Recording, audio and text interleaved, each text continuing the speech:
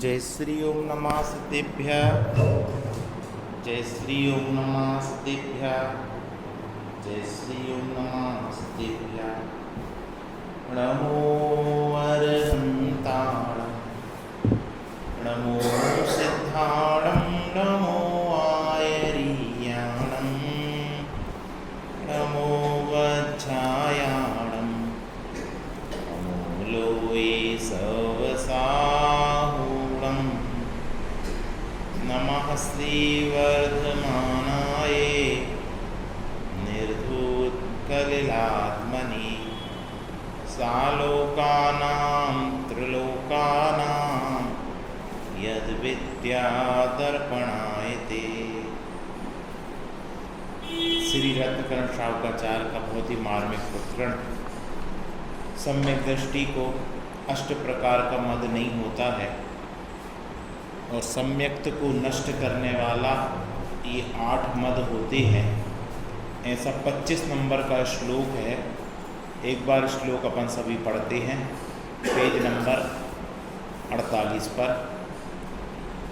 ज्ञानं पूजां कुलं जातिं बलवृद्धिं तपोवपु अष्टावास्रियत्वमानेत्वं स्मयमाहुर्गत्मस्न्या।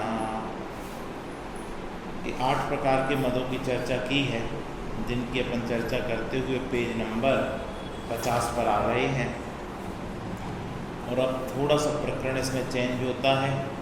कल तक तो लौकिक सभी विद्याओं का वर्णन किया गया था कि लौकिक विद्याओं में जो प्रवीण हो जाते हैं और उसका गर्व करते हैं, अभिमान करते हैं और अपना पूरा मनुष्य जीवन उसी में तिलांजलि दे देते हैं। अब आज थोड़ा सा प्रकरण चेंज होकर ऊपर से दूसरे पैराग्राफ में कह रहे हैं, कितने ही मनुष्य वीतराग धर्म को प्राप्त करके भी मिथ्यात्व के तीव्र उदय से सत्य ज्ञान श्रद्धान को नहीं पाकर अपना अभिमान वचन पक्ष पुष्ट करने के लिए शास्त्र विरुद्ध मार्ग में प्रवर्तन कराकर अपने को कृतार्थ मानते हैं। क्या कहा? कितने ही मनुष्य वीतराग धर्म को तो प्राप्त कर किया, लेकिन मिथ्यात्व के तीव्र उदय से क्या हुआ? सत्य ज्ञान श्रद्धान को नहीं पाया। तीव्र उदय हो तो सत्य ज्ञान श्रद्धान नहीं कर सकता जी। और क्या होगा? सत्य ज्ञान श्रद्धान नहीं करेगा तो अपना अभिमान वचन पक्ष पुष्ट करने के लिए शास्त्र विरुद्ध मार्ग में प्रवर्तन कराकर अपने को कृतार्थ मानते। मैंने बहुत बड़ा काम कर दिया। यानी शास्त्रों में जो कहा गया उसके विरुद्ध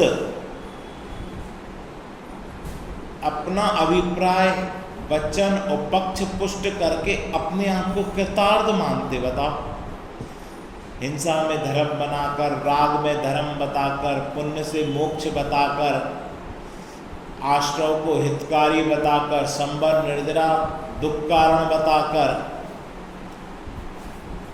इस प्रकार ज्ञान की अधिकता प्राप्त करके भी मिथ्यात्व के प्रभाव से और अधिक अधिक बंद करके संसार में ही नष्ट होते हैं।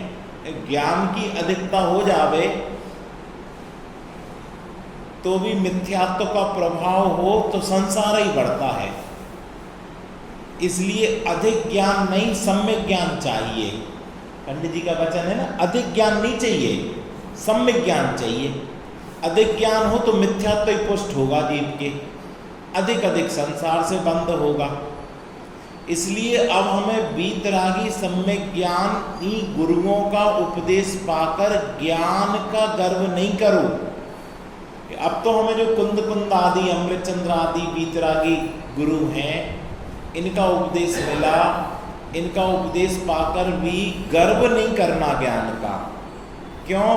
क्योंकि सम्यक ज्ञानी गर्व नहीं करता है और मिथ्या ज्ञानी, मिथ्या दृष्टि गर्व किए बिना रहता नहीं है। हे आत्मन, तेरा स्वभाव तो सकल लोकालोक को जानने वाला केवल ज्ञान रूप है। तुम किस पे गर्व करते हो? तुम्हारा स्वभाव तो सकल लोकालोक को जानने वाला केवल ज्ञान स्वरूप है तुम्हारा स्वभाव तो। अब कर्म के क्षयोपशम से जो इंद्रिय के अधीन शास्त्रों का कुछ ज्ञान प्रकट हुआ, कितना ज्ञान प्रकट हुआ? किसके कारण प्रकट हुआ? कर्म के क्षयोपशम से। कर्म का थोड़ा सा क्षय हुआ, थोड़ा सा उपशम हुआ, तो इस उपशम और उदय के बीच में इंद्रियों की अधीन शास्त्रों का कुछ ज्ञान प्रकट हुआ। उसका गर्व क्यों करते हो? उदाहरण दिया। क्या उदाहरण दिया? जैसे कोई अपने को प्रबल शत्रु मंडलेश्वर राजा को बांधकर जेल में डालकर घटिया थोड़ा सा भोजन देकर अनेक प्रकार से कष्ट देकर रखे, कभी किसी समय थोड़ा सा मीठा भोजन भी दे देवे, तो क्या मंडलेश्वर राजा जेल में पड़ा हुआ उस थोड़े से मिष्ट भोजन को पाकर गर्व करेगा? उदाहरण क्या दिया? मंडलेश्वर राजा। मंडलेश्वर राजा जानते हैं आप क्या होता है?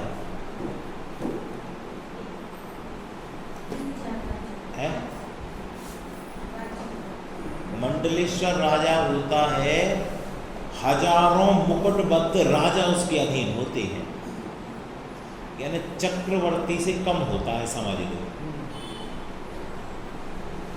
जैसे चक्रवर्ती के 16,000 मुकुटबद्ध राजा हो तो इसके 8,000 मुकुटबद्ध राजा, इसको बोलते मंडलेश्वर राजा।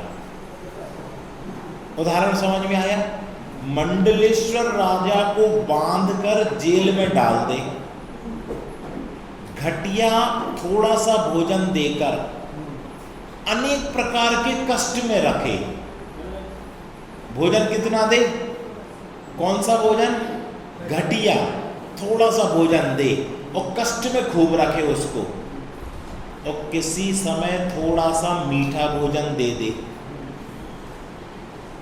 अब आज जन्माष्टमी है ना, तो आज मिष्ठान थोड़ा सा एक मीठा दे दिया उसको, तो क्या मंडलेश्वर राजा जेल में पड़ा हुआ उस थोड़े से मिष्ट भोजन को पाकर गर्व करेगा? अरे आज मेरा सौभाग्य देखो, आज मुझे एक रसगुल्ला मिला। वो मंडलेश्वर राजा प्रसन्न होगा? गर्व करेगा? तो हम क्यों गर्व करते हैं? किस पर? क्षयोपशम ज्ञान पर। अरे तुम केवल ज्ञान स्वभावी, तीन लोक तीन काल को जानने वाले, लोकालोक को जानने वाले, अनंत दर्शन, अनंत ज्ञान, अनंत सुख, अनंत प्रभुता, अनंत वीर, सर्वज्ञत्व, सर्वदर्शित्व, अनंत शक्तियों को धारी, और थोड़ा सा क्षयोपशम ज्ञान। एक समय एक मिष्ठान भोजन मिल जावे, और मंडलेश्वर राजा गर्व नहीं करता, और हम गर्व कर लेते। मैं भी कुछ जानता हूँ, मुझे भी कुछ याद है, मैंने भी 4 शास्त्र पढ़े हैं, मुझे भी विवक्षाएं पता हैं, मेरी क्षयोपशम बहुत अच्छा है, मैं हमेशा फर्स्ट आता हूँ। ये क्या है? ये मंडलेश्वर राजा को अनेक घटिया भोजन देकर कष्टों में रखकर किसी एक दिन एक मीठा दे दो, वो तो गर्व नहीं करता। लेकिन मिथ्यात्व के तीव्र प्रभाव में, जोर में, ये संसारी जीव इस क्षयोपशम ज्ञान का गर्व कर लेते। अब देखना दूसरी बात बताएं, जिसका क्षयोपशम अच्छा नहीं है, भूल जाता है, याद नहीं रहता, उसको क्या लग रहा होगा? देखो हम अच्छे, हमारा क्षयोपशम ज़्यादा नहीं है। तो भैया तुम कम क्षयोपशम का गर्व कर रहे हो। हमें याद नहीं रहता, तुम्हें और लौकिक चीज़ें तो खूब याद रहती हैं, घर की चीज़ें तो खूब याद रहती, किसी ने 25 साल पहले तुमसे तू करके बोल दिया था, ये याद रहता कि नहीं? तो वो अल्प क्षय उपशम में भी लौकिक चीजों में जो उसको याद रह गया, ये क्षय उपशम तो है तेरे को, ये कैसे याद रह जाता? ये भी क्षय उपशम ज्ञान है, ये विपरीत क्षय उपशम ज्ञान है। अब इंद्रियों द्वारा जो कुछ दिया उसे पाकर क्यों गर्व करते हो?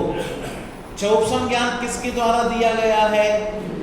इंद्रियों और मन के द्वारा दिया गया, ये आत्मा के द्वारा नहीं दिया गया है, अपने ज्ञान।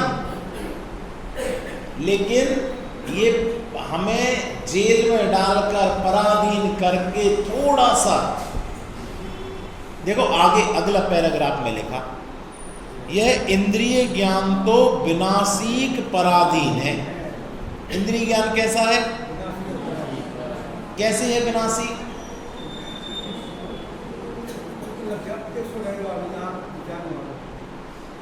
विनाश कैसे हो जाएगा? ये 5 इंद्रियां गई, देह गई, और जो क्षय उपशम ज्ञान है वो भी इसके साथ कब तक चला जाएगा?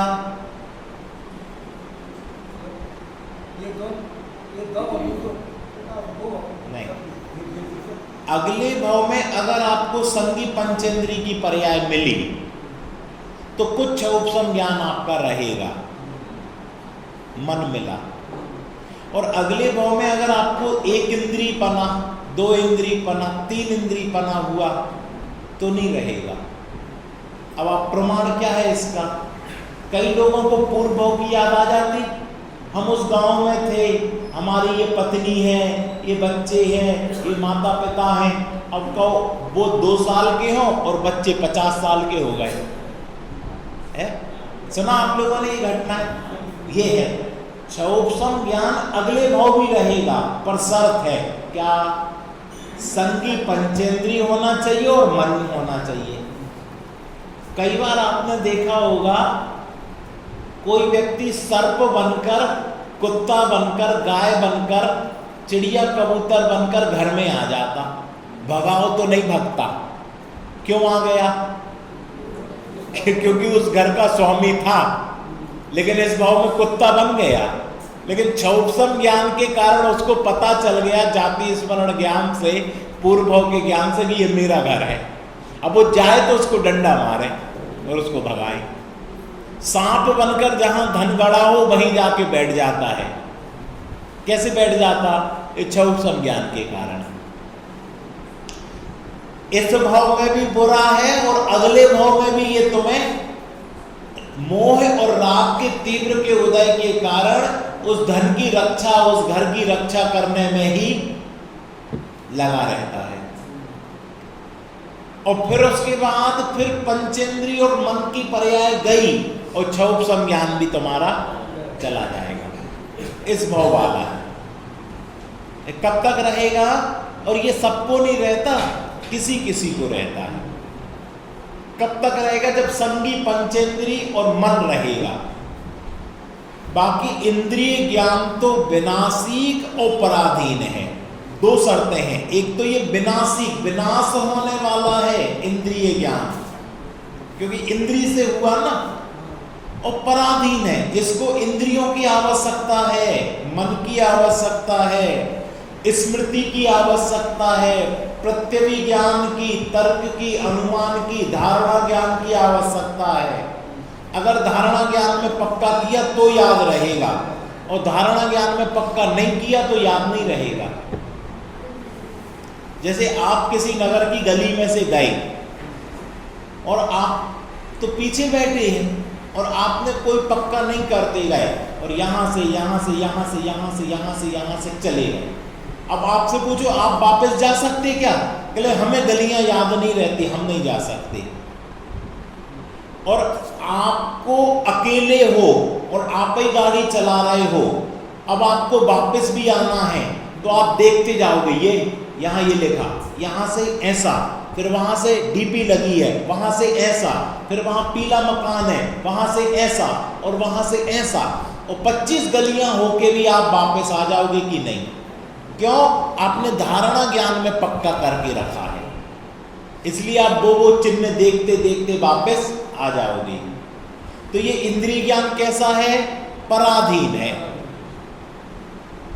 ये इंद्रियों के, मन के अधीन है, धारणा के अधीन है, क्षोभसम के अधीन है, स्मृति के अधीन है, शरीर के साथ ही नष्ट हो जाएगा। ये गया शरीर और जितनी चतुराई है सब नष्ट हो जाएगी इस भव की। अपन सोचते हैं हम बड़े चतुर हैं, हम बहुत जानते हैं, हम बहुत समझते हैं, सारी चतुराई एक तरफ रह जाएगी। हम बहुत मितव्ययी हैं, अगले भाव में पता है कौन सी पर्याय मिले, कहाँ जाए जीव, उसमें फिर पूरी सीख पूरी। अगर मनुष्य भी बन गया तो ABCD से सीखना पड़ेगी, हर चीज फिर से याद करनी पड़ेगी, पहाड़े याद करना पड़ेंगे, इंग्लिश याद करनी पड़ेगी, एक एक चीज याद करनी पड़ेगी। बताओ अच्छा है? 12वीं तक MA BA फिर पढ़ना पड़ेगा, फिर मनुष्य भाव बर्बाद होंगे। इससे अच्छा आज समझ लो ना, क्या समझ लें कि ये क्षोभसम ज्ञान हमारा ज्ञान नहीं है, ये इंद्रियों के द्वारा दी गई भीख है, इसलिए इसका अभिमान और गर्व मत करो, इस पर रीझो मत।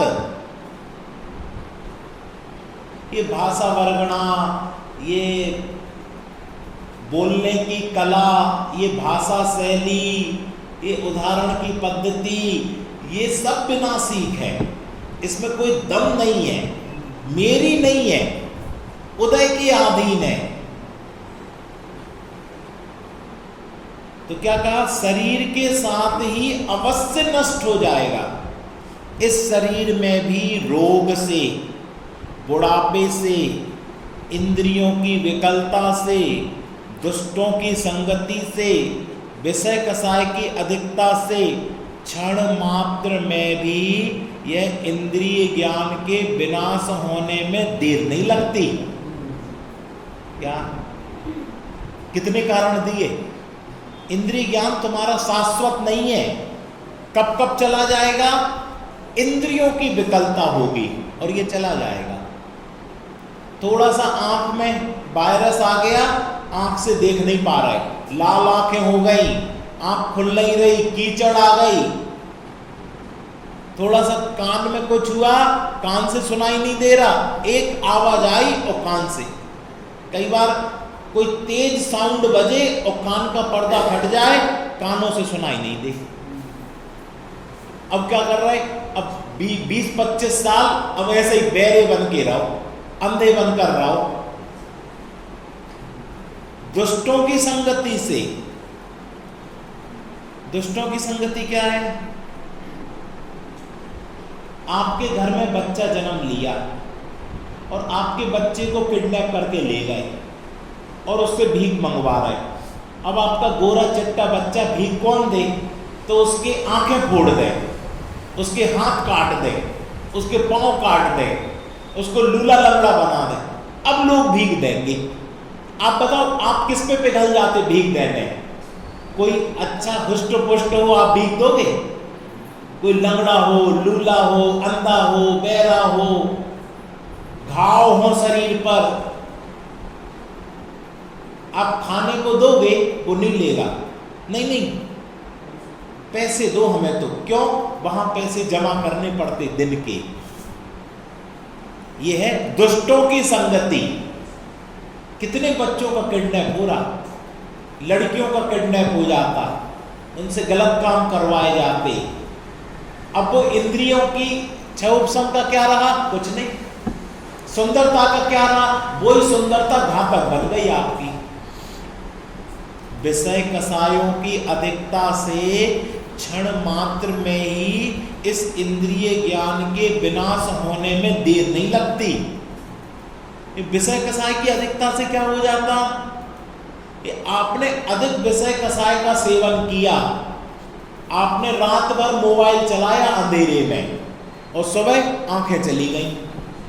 ये छोटे छोटे बच्चे बिना मोबाइल के भोजन ही नहीं करते। अपन को लगता देखो हमारा बच्चा जन्म से ही मोबाइल लेके घूम रहा है। अच्छी बात है कि लज्जा से डूब मरने की बात है। बच्चा रोया और मोबाइल पकड़ा दिया। उसकी आंखों में अभी इतनी नहीं है कि उसकी रेडिएशन वो बर्दाश्त कर सके, और हमने तो अपना छुटकारा चाहिए रोने धोने से। लगे रहो बेटा टीवी के सामने, वो बैठा है और घंटों टीवी देख रहा है। अब उसको ये लत पड़ गई, अब आप कहो मंदिर चलो, पाठशाला चलो, हैं टीवी देखेंगे हम, पाठशाला नहीं जाएंगे, हम तो मोबाइल चलाएंगे, हमें नहीं जाना पाठशाला मंदिर। ये क्या है? ये क्या है? विषयों की अधिकता, कसायों की अधिकता। इससे क्षण मात्र में ही इस इंद्रिय ज्ञान के विनाश होने में देर नहीं लगती। एक वीडियो देखा था, छोटे से बच्चे को मोबाइल हाथ में लिया, ऐसी लत लग गई कि ऐसे ऐसे हाथ हिल रहा है उसके, ऐसा ऐसा सिर हिल रहा, पागल हो गया। वो पागल हो जाता। ये विषय और कसायों की अधिकता।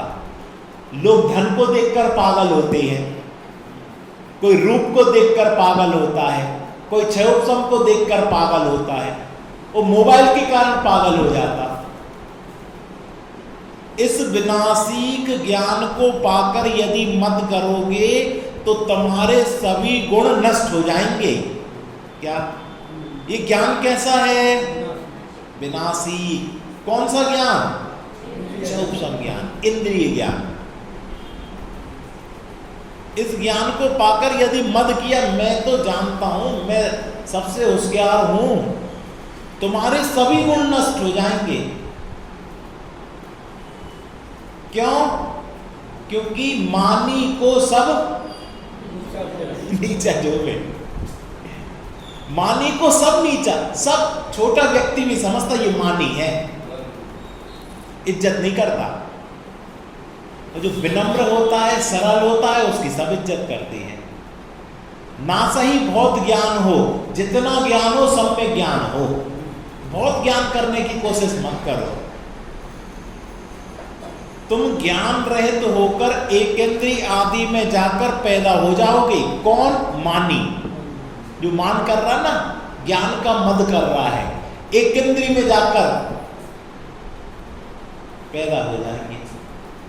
अब करना मद नहीं साहब, हमें तो वैसे ही ज्ञान नहीं है हमें तो वैसे ही ज्ञान नहीं है, हम क्या मत करें? तो तुम इसमें अब अल्प ज्ञान का मद करोगे।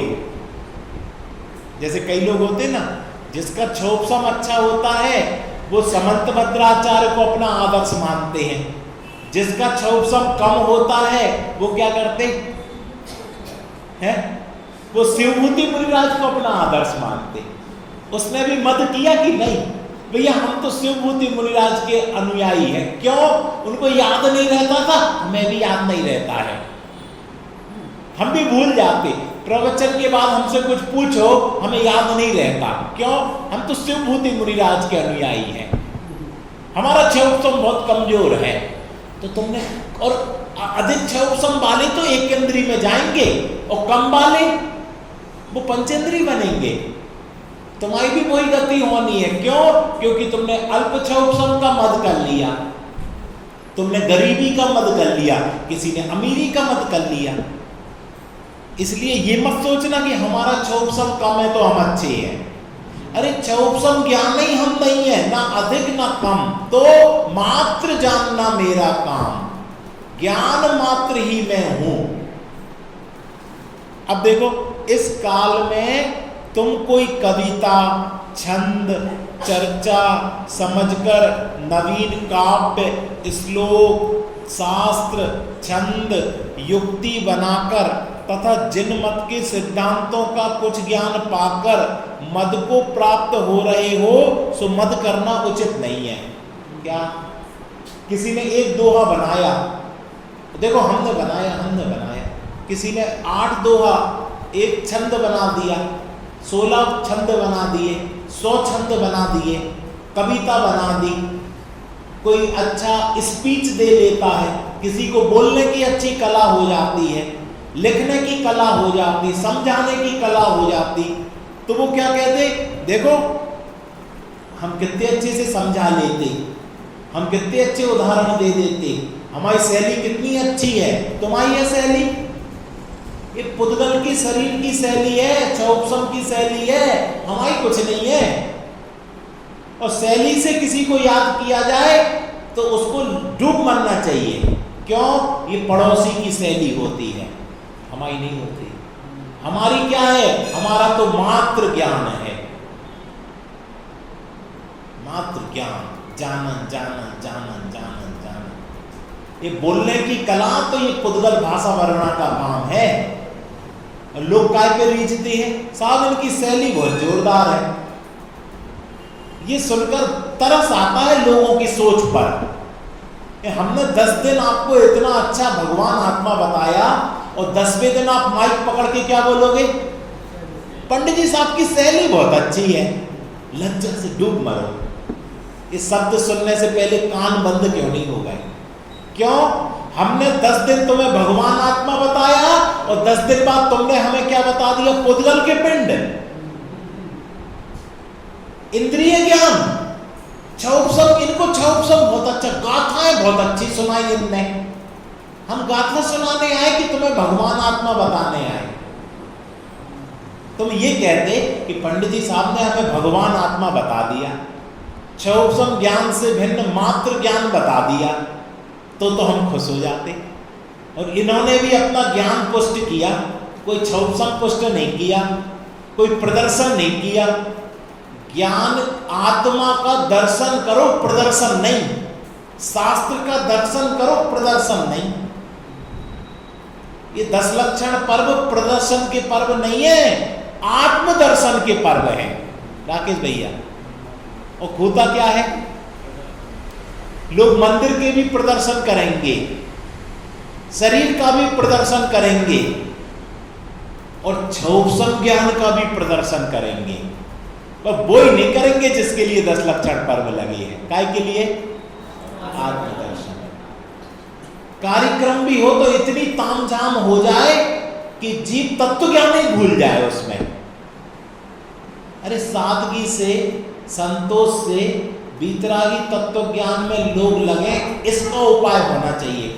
कार्यक्रमों में तत्व ज्ञान बरसना चाहिए, छौपसम ज्ञान नहीं, आत्मज्ञान होना चाहिए। शांत भाव से जीव कैसे अपने स्वरूप को समझे। बेचारा 355 दिन तो आ नहीं पाता, वो 10 ही दिन आ रहा है और 10 ही दिन में उसको इन चीजों में उलझा दिया गया कि मेहंदी प्रतियोगिता, रंगोली प्रतियोगिता, कि लाड़ू प्रतियोगिता, कि साड़ी प्रतियोगिता है। वो इधर भी बेचारा राग ही पुष्ट करके गया, अपना मिथ्यात्व पुष्ट करके गया, कसाएं पुष्ट करके गया। इसलिए बहुत जिम्मेदारी से ऐसे कार्यक्रम कराओ, तामझाम कम हो और तत्व ज्ञान ज्यादा मिले, आत्मा के दर्शन हो जाए उसको। तो आप भी, कार्यकर्ता भी, संचालक भी धन्यवाद के पात्र हैं। और राग द्वेष और कसाएं पुष्ट हो तो तुमने तो इन पर्वों को नरक बना दिया कि रागे पुष्ट हो रहा, कसाएं पुष्ट हो रही, वीतरागता दिखाई नहीं रही। इसलिए अगर थोड़ा सा छौपसम है तो उसका मद नहीं करो। थोड़े से तुम काव्य बना लेते, श्लोक बना लेते, छंद बना लेते, क्यों?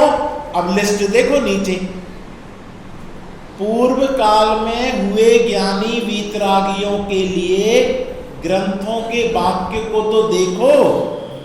अकलंक देव द्वारा लघुत्रयी, बृहत्त्रयी, चूलिका, ऐसे 7 ग्रंथ बनाए। कौन ने बनाए? जोर से बोलना, पूरे नाम उच्चारण करवाएंगे आपसे। कौन ने बनाए? क्या क्या बनाए? कितने ग्रंथ? उन्हें समझ में नहीं आता था लोगों को, तो इन 7 ग्रंथों को समझाने के लिए माणिक नंदी मुनिराज ने परीक्षा मुख बनाया। कौन सा ग्रंथ? कौन ने बनाया? उनकी अब इस परीक्षा मुख के ऊपर इसकी बड़ी टीका हुई, प्रमेय कमल मार्तंड। कौन सी? किसने? 12,000 श्लोक में प्रभाचंद्राचार्य ने बनाई। किसने बनाई? कितने श्लोक में बनाई? अपन एक दोहा बनाते हैं और उनने कितने बनाए? 12,000। और अपन गर्व कर लेते। सबसे पहले अकलंक देव ने लघुत्रयी बृहत्रयी चूलिका बनाई। उनको समझाने के लिए माणिक नंद मुनिराज ने परीक्षा मुख बनाया। उसके ऊपर प्रभाचंद्राचार्य ने प्रमेय कमल मार्तंड बनाया, 12,000 श्लोक। लघुत्रयी के ऊपर न्याय कुमुद चंद्रोदय 16,000 श्लोक में प्रभाचंद जी ने टीका बनाई। कौन सी टीका थी? न्याय कुमुद चंद्रोदय। ये लघुत्रयी के ऊपर बनाई गई। फिर तत्वार सूत्र के ऊपर गंधहस्ती महाभाष्य 84,000 श्लोकों में लिखा गया। किसके ऊपर? तत्वार सूत्र। कौन सा ग्रंथ बना? गंधहस्ती महाभाष्य। कितने श्लोक? 84,000 श्लोक संस्कृत के, जो इस समय मिलता ही नहीं है। उसके मंगलाचरण पर समंत भद्राचार्य ने आप्तमीमांसा लिखी। जो मंगलाचरण होता है ना, उसके ऊपर आप्तमीमांसा लिखी। किसने लिखी? जिनने रत्नकर शावकाचार्य लिखा ना, इन्हीं समंत भद्राचार्य ने कौन सी लिखी? आप्तमीमांसा। इसको देवागम स्तोत्र भी बोलते हैं। आप पूछ सकते हो प्रश्न मंच में, ऐसे प्रश्न पूछो। आप्तमीमांसा का दूसरा नाम क्या है? देवागम स्तोत्र। देवागम स्तोत्र का दूसरा नाम क्या है? आप्तमीमांसा किसने लिखी? समंत भद्राचार्य ने। दूसरा शास्त्र कौन सा लिखा? रत्नकण शावकाचार्य। उस पर अष्टसती एवं आचार्य विद्यानंदी ने अष्टसहस्त्री की टीका लिखी, यानी 8,000 श्लोक, 800 श्लोक, 8,000 श्लोक। अकलंक देव ने राजवार्तिक लिखा, बहुत बड़ा ग्रंथ जिसमें वार्तिक है बहुत सारी। विद्यानंद स्वामी ने 18,000 श्लोक में श्लोक वार्तिक लिखा। अकलंक देव ने राजवार्तिक लिखा और विद्यानंद स्वामी ने श्लोक वार्तिक लिखा तथा आप्त परीक्षा लिखी। आप्त परीक्षा यानी भगवान की परीक्षा। आप्त यानी भगवान। हे भगवान, हम तुम्हें ऐसे नहीं मानेंगे ये आए और सिर झुका दिया। हम तुम्हारी पहले परीक्षा करेंगे कि तुम सिर झुकाने लायक हो कि नहीं। हम इसलिए सिर नहीं झुकाएंगे कि देव आते हैं, पुष्पों की वृष्टि होती है, तुम आकाश में गमन करते हो, 64 चमर जुड़ते हैं, 3 छत्र होते हैं, भामंडल होता है, हम इसलिए नमस्कार नहीं करेंगे। ये तो मायावी भी कर सकता है। देवागम नवोयानम चामरादि विभूषिताम माया विश्वपि लस्यन्ते नातस्तपि नो महान। इसलिए हम तुम्हें महान नहीं मानते कि तुम आकाश में गमन करते हो। कोई माया भी आकाश में गमन कर सकता है, तो फिर क्यों महान मानते हो, क्यों नमस्कार करते हो? भगवान ने पूछा। इसलिए नहीं करते तो क्यों नमस्कार करते हो, क्यों आते हमारी पूजा करने? बताओ। हे भगवान, तुम वीतरागी हो, तुम सर्वज्ञ हो, तुम हित का उपदेश देते हो, ये और कोई नहीं कर सकता है, इसलिए हम तुम्हें नमस्कार करते हैं। तो ये बातें क्यों आई कि तुम थोड़ा सा लिखकर, थोड़ा सा बोलकर, थोड़ी सी भाषा शैली, थोड़ी सी बोलने की कला आ गई और तुम अपने आप को महान समझने लगे। अरे अपना देखो तो आचार्यों ने कितना काम किया। कितनी टीकाएं लिखी, पढ़ ही नहीं सकते, इतना लिखा है। और नीचे अपना नाम नहीं लिखा, एड्रेस नहीं लिखा, अपनी उपाधि नहीं लिखी। ये लोगों ने खोजी है ये ग्रंथ किसने बनाया। आज भी कई में नाम नहीं पता कौन ने लिखा, और अपन ने एक दोहा बनाया और नीचे नाम, उपाधि, एड्रेस और मोबाइल नंबर और जमाना ठिकाना। ये ज्ञान का मद है। और उनने कुछ नहीं लिखा, आचार्यों ने अपना नाम तक नहीं लिखा कि ये मेरा ग्रंथ है, छपवा देना हमारा ग्रंथ। जहां लिखा वहीं छोड़कर आगे चले गए। पहली बात तो लिखे ही नहीं। क्यों नहीं लिखे? अरे आत्मा के आनंद को छोड़कर राग की आग में जलकर कौन लिखे। तो सैकड़ों लाखों ने तो कुछ लिखे ही नहीं। अब धीरे धीरे उनको हम पे करुणा आई कि ये बेचारे भोले जीव ये खाने कमाने में ही उलझे रहेंगे, बाल बच्चे पालने में उलझे रहेंगे, तो कुछ लिख दो। तो किसी ने कुछ लिखा और आगे बढ़ गए, संभाल के नहीं रखा। फिर श्रावकों ने संभाल के रखा, उन्होंने उसकी टीकाएं बनाई, उन्होंने उसके आगे छपवाई। आज हमारे पास देखो कितने ग्रंथ हैं, लेकिन आज पढ़ने की फुर्सत नहीं है। क्यों? हमें इतने काम है, घर के काम है, समाज के काम है, देश के काम है, मंदिर के काम है, कहाँ फुर्सत है पढ़ने की। तो हम क्या करते हैं, हम अपने काम करते रहते और ऑनलाइन प्रवचन भी चालू कर देते। तो दो ही काम हो रहे हैं, सब्जी भी बन रही है और प्रवचन भी चल रहा। तो हमने आचार्य का सही किया। आचार्य ने ग्रंथ कैसे बनाया था? अपना शुद्धोपयोग, अतीन्द्रिय आनंद, उसको छोड़कर राग की आग में जल के बनाया। और तुमने उस वीतरागी तत्व ज्ञान को कैसे सुन रहे हो? उसको छोड़कर तुम विषय कसाय के काम कर कर, आरंभ परिग्रह के काम कर कर तुम उसको सुन रहे हो। इसलिए बहुत आचार्यों ने नहीं लिखा। हमें पता है इसका क्या होना है, भविष्य हमको पता था। उन्होंने कहा अपना करो भैया, हम लोगों के पीछे अपना समय, अपना उपयोग, अपना भाव, अपना आनंद क्यों छोड़ें। तो उनने तो वो स्वार्थी थे पक्के। कौन? राकेश भैया, कौन स्वार्थी थे? आचार्य, जिनने कुछ नहीं लिखा और अपना भोगा। किसी एक को नहीं समझाया उनने, एक को सम्यक दर्शन नहीं कराया, एक प्रवचन नहीं किया, और लीन हुए सो हुए मोक्ष चले गए। पक्के स्वार्थी। धर्म में तो ऐसा ही होना चाहिए। आगे देखो, उनके निर्बाध वचनों के प्रभाव से देखकर बड़े बड़े वादी तर्क करने वालों के गर्भ गल जाते। नाटक त्रय, सार त्रय। नाटक त्रय कौन से हैं? सार त्रय कौन से हैं?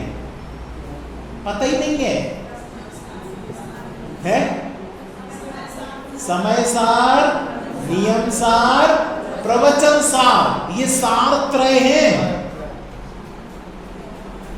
कौन ने लिखे? कुंद आचार्य देव ने। टीकाएं कौन ने लिखी?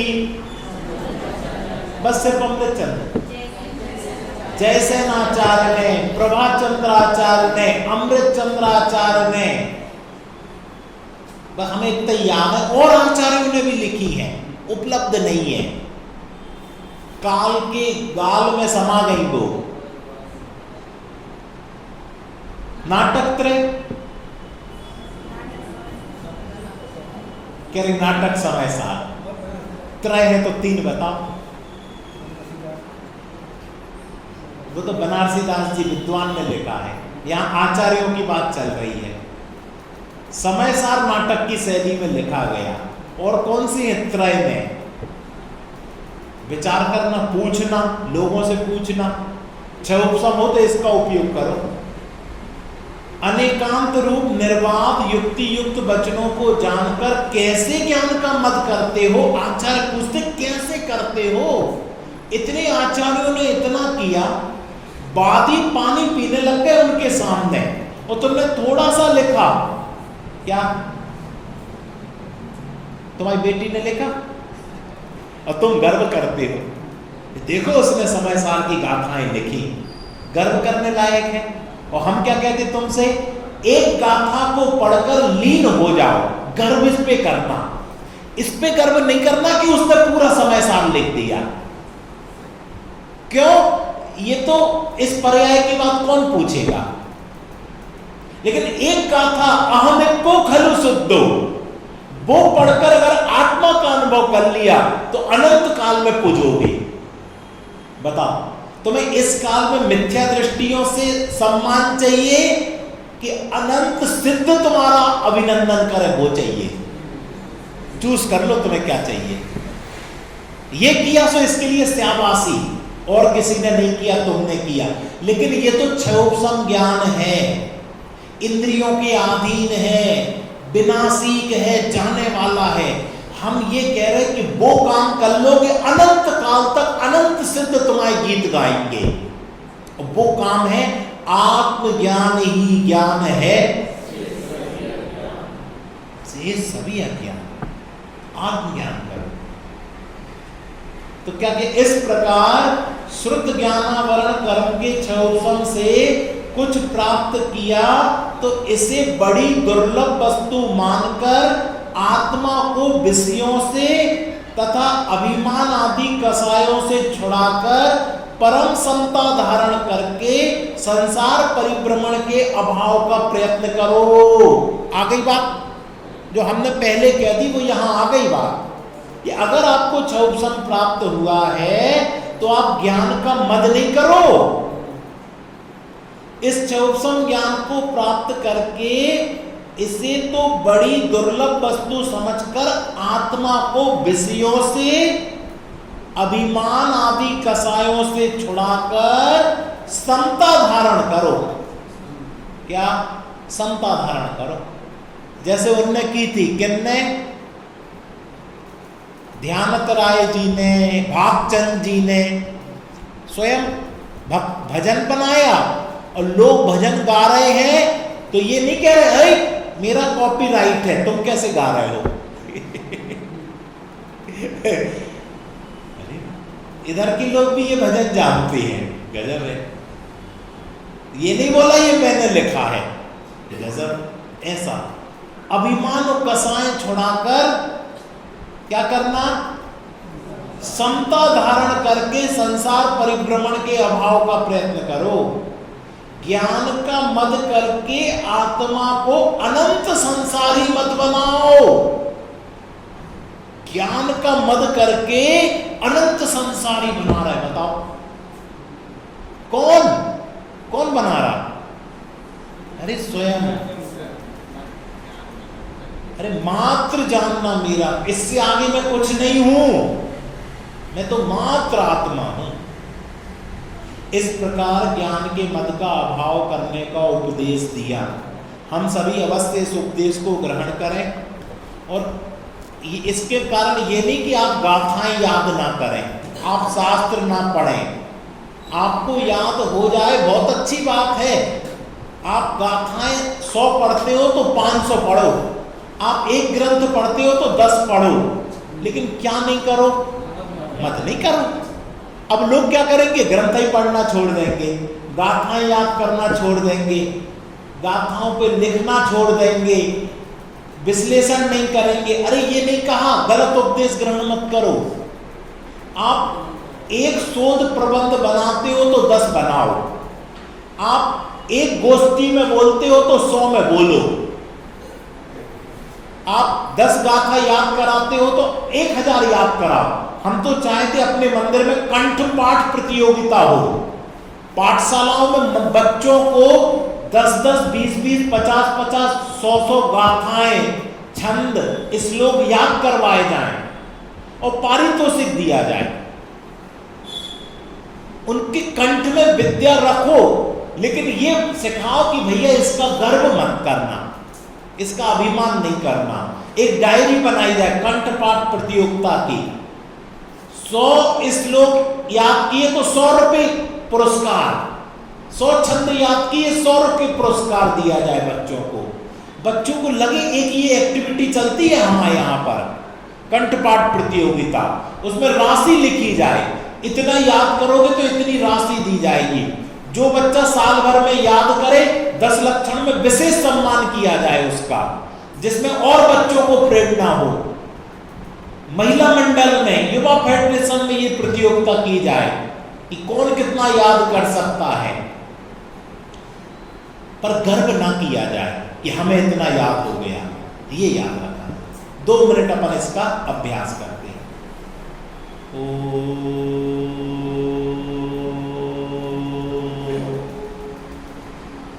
ज्ञान स्वरूपो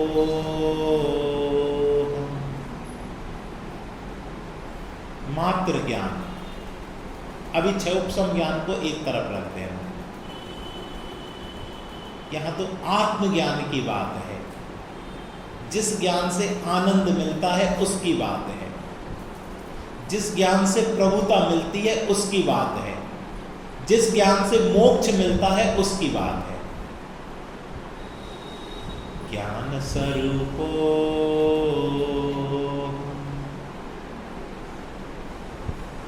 जानो, अपने उस ज्ञान को जानो जिस ज्ञान में सुख है, निर्भरता है, सहजता है, शांति है।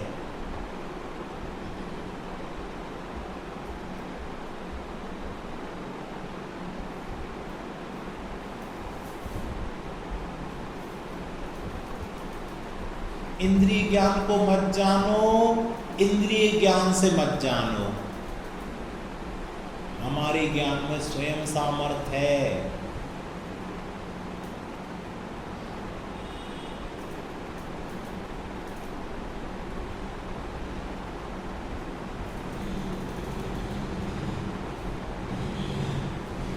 कुछ मत करो तो उसकी सामर्थ्य प्रकट होती है।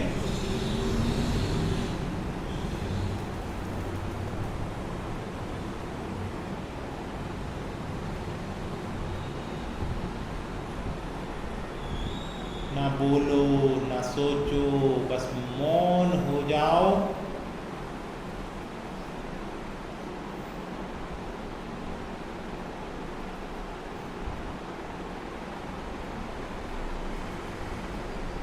जानन जानन जानन।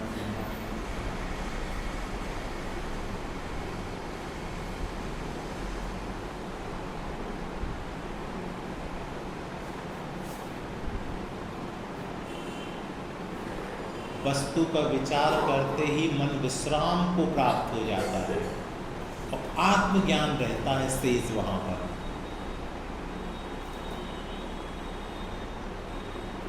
ये ही मैं हूं, ये जो आत्मज्ञान विश्राम, ये ही मैं हूं और मेरा मुझको ज्ञान स्वरूप जानना, ये ही सत्य है। क्षयोपम ज्ञान रूप मानना तो असत्य है और मात्र ज्ञान रूप जानना सत्य है। निरंतर ऐसे ही अभ्यास द्वारा मात्र ज्ञान की उपलब्धि भी निरंतर हो ही रही है। स्वीकार करना है, ये ही मैं हूं। आबाल गोपाल को हो रही है, त्रियंचों को हो रही है, नारकियों को हो रही है। ये स्वीकार करना, श्रद्धान करना कि मात्र ज्ञान स्वरूप में हूं, इसके लिए ही 10 लक्षण पर्व हैं। सहजानंदी शुद्ध स्वर